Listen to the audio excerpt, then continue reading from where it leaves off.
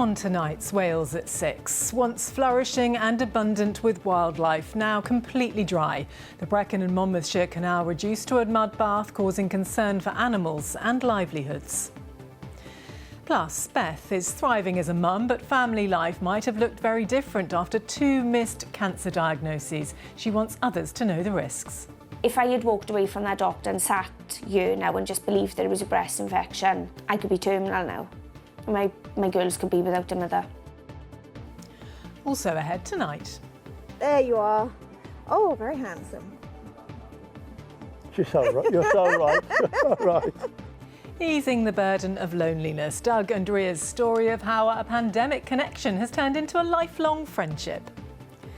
And you've heard of sibling rivalry, but sisters Nell and Branwen will be playing on the same team, both set to represent Wales at the Rugby World Cup.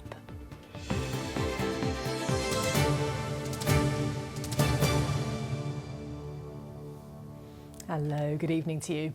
First, tonight, water levels at a canal in Newport are drastically low, putting wildlife in the area at risk, as well as businesses along the towpath.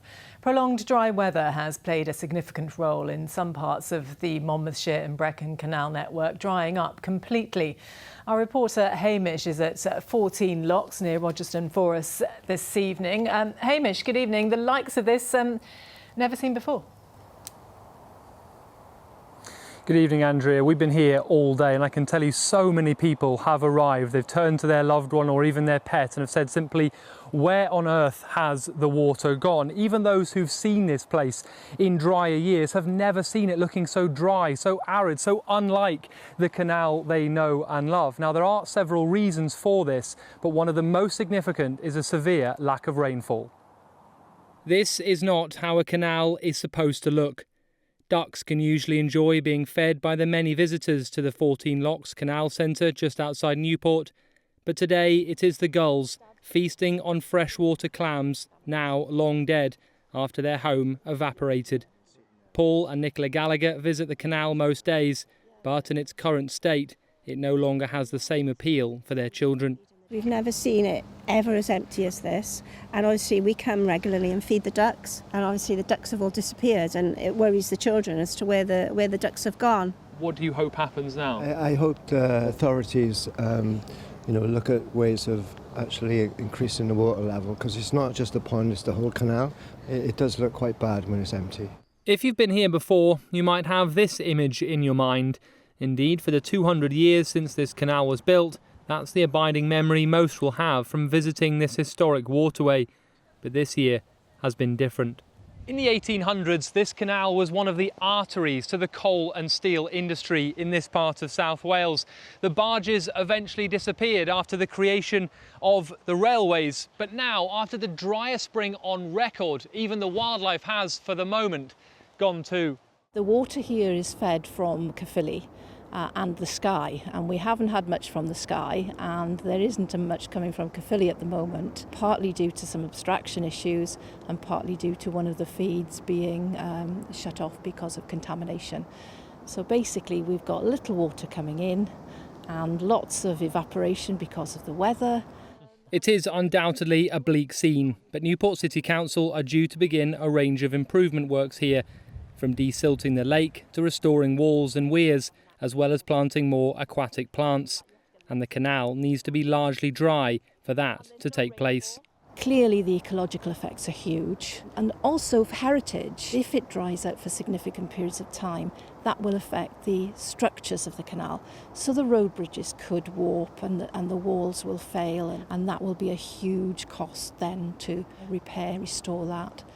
Clive has volunteered at the cafe here for 9 years.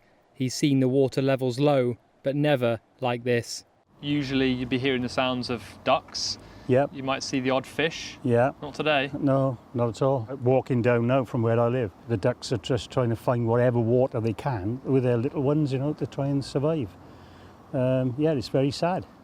The council says the works here are due to start soon, and it hopes they will help future-proof the pond against extreme weather of the future. In the meantime, many here just hope for rain.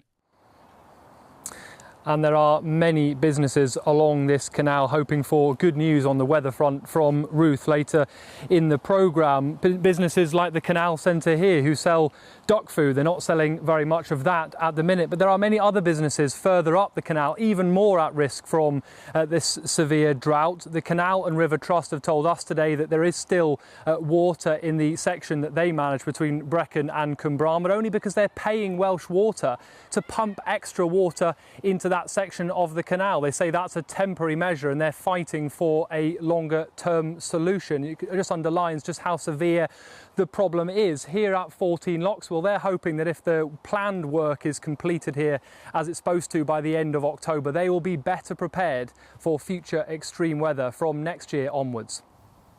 Hey Mitch, thanks very much indeed. And as you say, Ruth with news on the weather and the forecast later on in the programme. Next, when 40-year-old Beth Jenkins from Merthyr Tydfil was diagnosed with breast cancer after giving birth, she never dreamed her pregnancy could have played a role, but she later discovered that higher hormone levels had helped cancerous cells thrive during that time. Beth has shared her story with our health reporter Katie Fenton in the hope that no other families have to go through the same thing. Give me a kiss. Beth Jenkins was clearly made to be a mum. Go so! And while expecting her second daughter, she pictured her dream life with 2 girls. But around the time of Robin's first birthday, the discovery of a large and painful lump in her breast instead brought a cancer diagnosis and a mastectomy. The hardest part was telling Fallon. Robin doesn't know, but telling Fallon. Because up until that time, when I had the surgery, we told her I had a boob job. And she accepted that.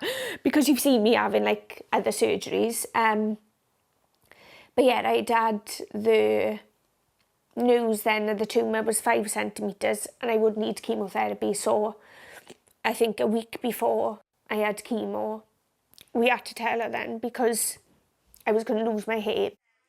This wasn't the first lump Beth had found.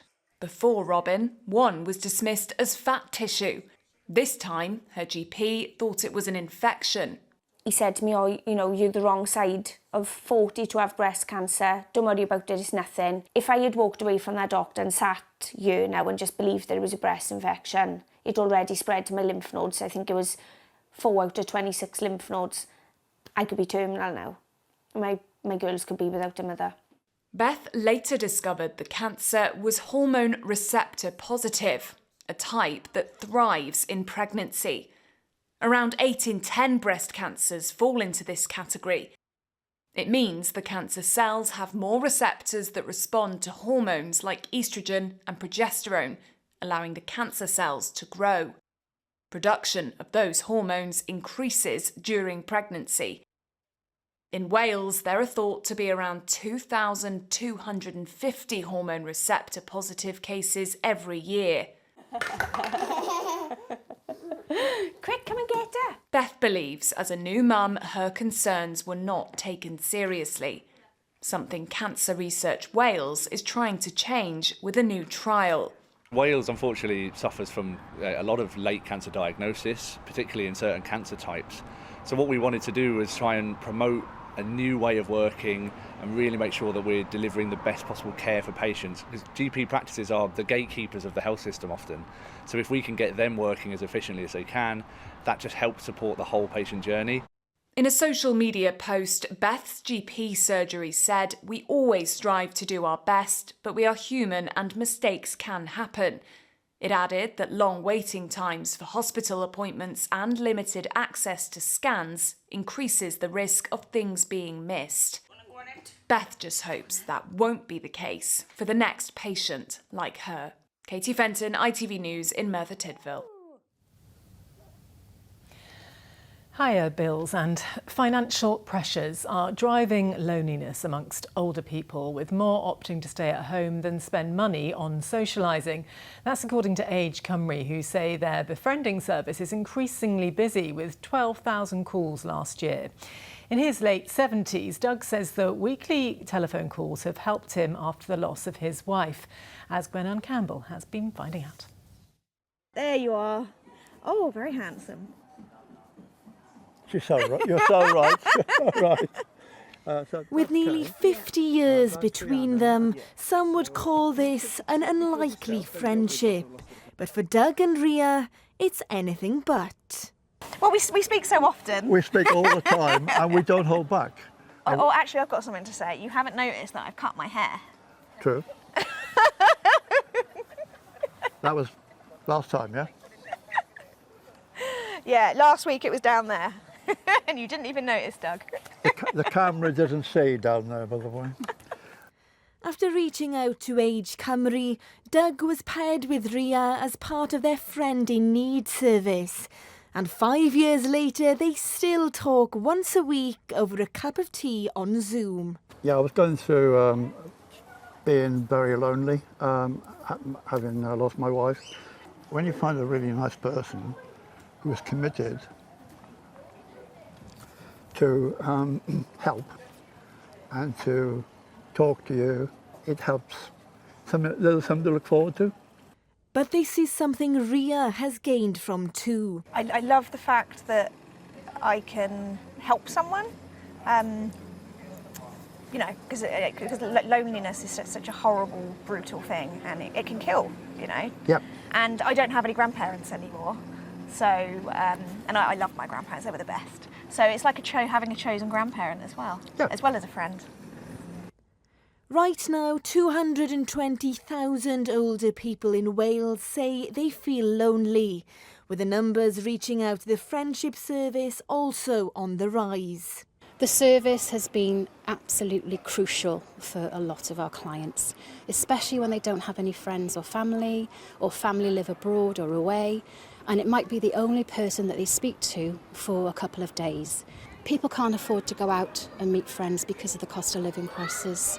So the service just grows and grows and grows and grows. Doug and Ria count themselves lucky and hope to continue their friendship for as long as they can. Gwenann Campbell, ITV News, Caerphilly. Beautiful friendship that's still to come on the programme for you this evening.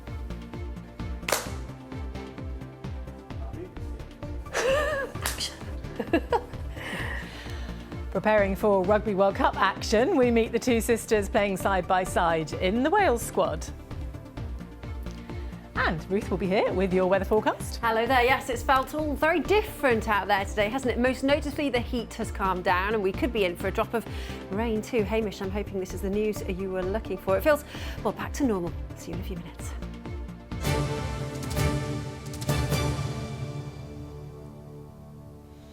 First, though, this evening, to the little-known story of a Welshman who exposed one of the darkest chapters of the 20th century. It was, in fact, a journalist from Barry who uncovered a famine in Russia and Ukraine which killed millions and which the Soviet Union denied. 90 years on from his death, campaigners in his hometown want to honour this man and his mission. Our reporter Isa Farfor has the story. This is Gareth Jones, a Welsh journalist who gave his life to uncover the truth about one of the darkest chapters in the 20th century, the famine the Soviet Union tried to hide. After many decades in obscurity, And here, back home, campaigners, including his great-nephew, want to celebrate him and recognise his achievements, so they want his name remembered in a public square. Gareth Jones, my great-uncle, was a true Welsh hero. When he went to the Soviet Union in 1933, he became a voice for not just Ukrainians, but for millions of Russians and Kazakhs as well, all of them suffering under the brutal policies of Stalin and the multinational Bolshevik Party. This is Eril, was where Gareth lived in the early 1930s. Gareth Jones lived in this house in Barry for some time growing up. He's well known in this area, and as we were filming, a neighbour came out to share his memories of the Jones family. Absolutely, yes, yeah. He might well have done, yes, I don't know. But despite being well known in his hometown, there is nothing to commemorate him or recognise his achievements. He grew up here in Barry, became a real hero for Wales, but he was forgotten for many, many decades, brought back from obscurity by my mother, and it would be such an honour to have a square renamed after him here in Wales. In 1933, Gareth Jones travelled deep into Soviet Ukraine, documenting mass starvation. His reports were challenged at the time, but today Ukraine honours him with 5 streets bearing his name. Well, Gareth, he really is an unsung hero of Barry. And here at Barry War Museum, campaigners hope to match that honour. We have brought this to people's attention. If we hadn't done that, this 90th anniversary of his death would have gone by unmarked. We feel that there is a really good case to rename this square. We have lots of people behind us. We brought it to people's attention. We're campaigning now to get this square named. John's career saw him meet world leaders. In this video, he appears next to Adolf Hitler. He travelled across continents in search of the truth. He died in 1935 on an assignment in the Far East. He was only 29. Yeah, I think it's important to remember Gareth, because 90 years ago today he was shot for what he found out. He's born and bred Barry, and he died for his cause, and I would like the square named after him. This is the square here at the waterfront in Barry that we're hoping to rename after Gareth Jones. There are already memorials to Gareth in Wales and beyond, including at Aberystwyth University where he studied. But campaigners here hope this square will soon carry the name of a Welsh young reporter who was once there, reporting what others denied. Well, Issa is at the waterfront in Barry for us this evening. A fascinating story, Issa. How far have local campaigners got in their efforts to try to honour Gareth Jones's legacy? Well, Andrea, as you saw there in my report, the campaign has strong local support. They want this square, currently unnamed, to be named in his honour, with residents here and even some local councils supporting this initiative. So the passion for Gareth Jones' story is clear here. When his story about the famine broke in 1933, Gareth famously described villagers crying out, saying, "There is no bread, we are dying." Today, more than 90 years after that date, campaigners here want to restore his place in history as a Welsh hero and a fearless journalist, and ensure the story he gave his life to tell is never forgotten. Well, Issa, we hope you'll keep us updated on the progress on that. Thank you in Barry this evening. You are watching Wales at 6. It's 18 minutes past now. Let's take a look at what's ahead at 6:30. Coming up on the ITV Evening News, President Zelensky and European leaders meet Donald Trump for the next stage of peace talks. Here, a warning that the hot weather is pushing up the price of fruit and vegetables. And Downton Abbey bids a fond farewell with its final chapter by offering the chance to own a piece of TV history. Well, join me for those stories and more at 6:30. Mary will have those stories for you shortly. Now, they say there's no closer bond than one with a sibling. And for sisters Nell and Branwen Metcalfe, that bond will certainly be put to the test as they prepare to represent their country side by side in this year's Rugby World Cup. Wales will kick off their campaign against Scotland, so we sent Matt Southcombe along to meet the pair ahead of Saturday's tough opening clash in Manchester. Representing your country at a World Cup is a memorable experience. And for Nell Metcalfe, it's an occasion that will be all the more special because she'll be joined by her little sister, Branwen. Now they are the best of friends, but memories of the past differ. I think we've always been quite close. Yeah, we've always been quite close. I think when we were in school together, Nell was 2 years above me. I don't think we weren't that close. I think I don't really want to be seen with my sister, but annoying little sister. No, I think growing up, as we've both developed in our rugby careers, it's like we both sort of share the same experiences, so it's really nice to have Nell there. Like, oh, I did this today. Have you ever done that before? Like, what should I do?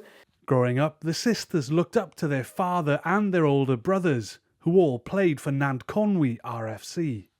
Growing up, we'd be at the club near enough every day.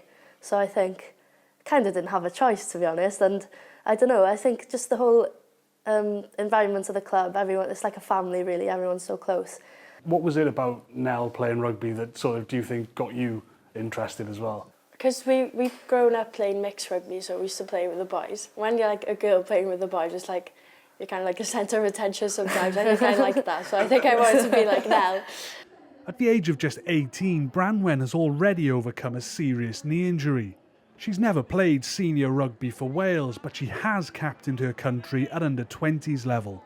I'm so proud of you. I can't explain how proud I am and the whole family. And when you were captain under 20s and we'd watch you sing the anthem and stuff, I had tears in my eyes every time. And I just think the possibility of us singing the anthem together one day, it's just incredible. Yeah, it's just really cool, you know. Like we get to share this opportunity together and this experience together, whether we get to play or not. So. No, it's just going to be really good, hopefully. Yeah. Who's had the biggest influence on your sort of rugby or outside of rugby on your life to this point? Oh, I think our parents, definitely. I think we owe everything to them. They work so hard to support us, driving 4 hours to bring us down to Cardiff for training and stuff. Without them, we wouldn't be here. They work so hard for us, so we owe them everything. If fate is kind, these sisters will soon be running out together on the biggest stage of all. And a small corner of North Wales will be bursting with pride. Matt Southgoom, ITV News. Well, a nod to their parents' support there. As you heard, it was Nant Conwy Rugby Club where the girls started their career, and that's where Rob Shelley is for us this evening. Rob, good evening to you. A proud moment for the club, particularly one person who you'll be speaking to in a moment, I think. Absolutely, welcome to one of the most picturesque rugby clubs in Wales, and also one of the most successful, because it's amazing to think Nant Conwy has contributed 1/8, 4 players out of the squad of 32 for the Women's Rugby World Cup. With me, very proud dad, Elgan. I mean, dear oh Lord, our Elgan. Are you a good rugby watcher? Because it all kicks off for Wales on Saturday, Salford. Less than 100 miles over there. I'm usually not too bad, but it's different when you're watching your daughters play. I know you're a counsellor, so you can do restraint quite well, I take it. You've double booked yourself, haven't you, accidentally? Oh, yes. As it happens, we've got this challenge going on Saturday, which the Nant Conwy Rugby Club is 45 years old, and we thought I felt like a bit of a challenge, so we're going to walk 45 miles, or attempt to walk 45 miles within a day, within the encompassing the villages of the club. And that was supposed to be on Saturday, but you do have that appointment with Salford and Fate, and hoping that Branwen makes her senior debut as well. Well, yes, hopefully. And of course, your two girls, and Alaw and Gwenllian, who are also in the squad too. I mean, what are you doing here? How are you getting this so right? I don't know, it must be something in the water. You've got the River Conwy down there, so there we go. But no, honestly, they've been very fortunate within the club setup and within the local school, that we've had very good help officers which have given these girls heaps of opportunities. Just kept that enthusiasm going and the love of the game, and hopefully, I imagine we'll be able to hear you from Salford over here if it goes well on Saturday. So from us in a very picturesque rugby field, it's back to the studio. Thank you, Rob. A very busy day on Saturday all round. Weather time here now. Ruth is here. It was a lovely weekend, but a little bit more disappointing today. That's the weather for you. It keeps us on our toes, doesn't it? Yeah, the skies over Nant Conwy Rugby Club. A little bit of a clue. if you haven't set foot outside today. As Andrea mentioned, it hasn't felt quite as, well, shall we say, fabulous as it did over the weekend. And actually, as far as the next few days are concerned, I'm afraid it's going to be a case of more of the same. So the general setup for this week is very different to the setup of this time last week. It will be largely dry. I say largely because there are showers in the forecast for tonight and into tomorrow, which may or may not be good news. I know Hamish earlier was saying that they are desperate for a little bit of rainfall. A little bit, I'm afraid, is all we're going to get. There will be sunny spells, though, once that rain has cleared through tomorrow. But most noticeably, I think the temperatures, thank goodness I can hear you all saying it is much, much cooler, almost 10 degrees in some spots than it was this time last week. Now then, about that rainfall, it is out there at the moment. It's edging its way in our direction, may just push into the south, but really not amounting to an awful lot. Here are the details for everyone else. Today's forecast, blue skies, followed by a spread of hot and cold plates. TUI sponsors ITV Cymru Wales weather. There's a little bit of evening sunshine out there at the moment, but certainly cloudier skies than we've had recently. And this cloud down across the far south, southern coastal areas in particular, could well bring a few showers. Some rumbles of thunder associated with these showers, possibly a few on the heavy side. But I think for the most part, most of Wales will escape them. A largely dry night, varying amounts of cloud, and that breeze will stubbornly persist too. So actually stops temperatures from dropping too far, although quite a chill, certainly in more sheltered spots. Lows possibly in single figures, but general lows tonight are between 12 and around 16 in Celsius. So as we wake then to tomorrow morning, again, like this morning, it could be quite a gloomy start. And again, we'll see further showers just clipping down across southern coastal areas. Some of these could be heavy. As the day progresses, though, things will tend to settle down. We'll see some breaks in the cloud, allowing some sun to shine too. Moderate levels of UV, and I think because of the slightly slower start, the temperatures will take a little bit longer to recover. We're still looking at highs of 22 or 23, which is still a degree or two above the average for the time of year, but noticeably fresher, thank goodness, than it has been out there recently. Now then, as we head through Tuesday night, we'll see further cloud and further showers possibly developing. But actually, Wednesday is shaping up to be a really rather decent day. You can see the middle of the week looks largely calm and quiet.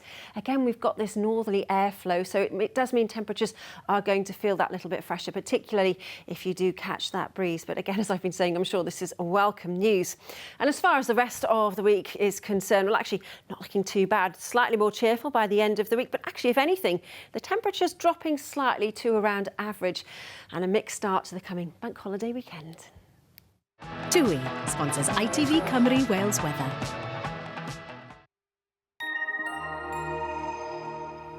So it is a case of careful what you wish for. We have all been desperate for a little bit of rain, as we've been hearing, and we might get it just in time for the start of the bank holiday weekend. Typical. Anything but slightly more usual then. Absolutely. Business as usual.